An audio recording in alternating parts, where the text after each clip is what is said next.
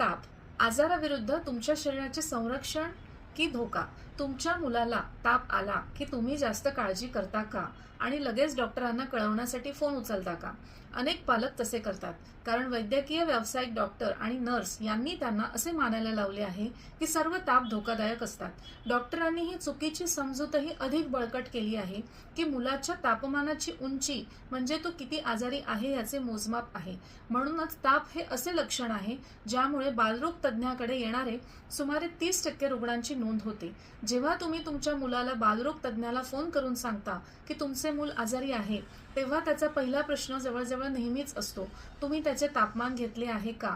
तुम्ही त्यांना 101 म्हणा किंवा 104, ते बहुधा तुम्हाला ॲस्पिरिन किंवा पॅरासिटामॉल द्यायला सांगतील आणि दवाखान्यात आणायला सांगतील.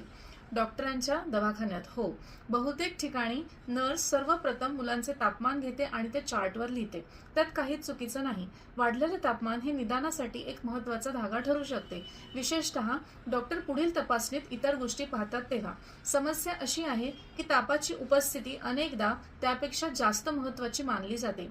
जेव्हा डॉक्टर शेवटी तपासणीच्या खोलीत येतात तेव्हा ते चार्टकडे पाहतात, काळजीयुक्त चेहरा करतात आणि गंभीरपणे म्हणतात, हां, 102 अंश.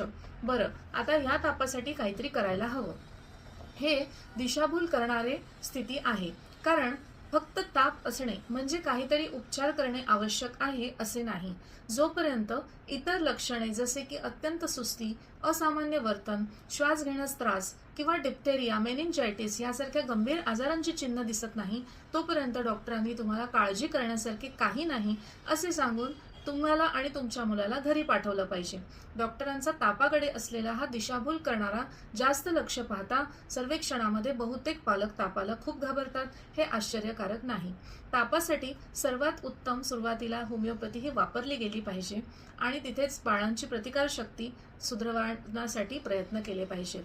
पुढच्या भागामध्ये आपण तापाशी निगडीत काही तथ्य जाणून घेणार आहोत, तर प्रत्येक एपिसोड बघायला विसरू नका आणि आवडल्यास शेअर करा. धन्यवाद.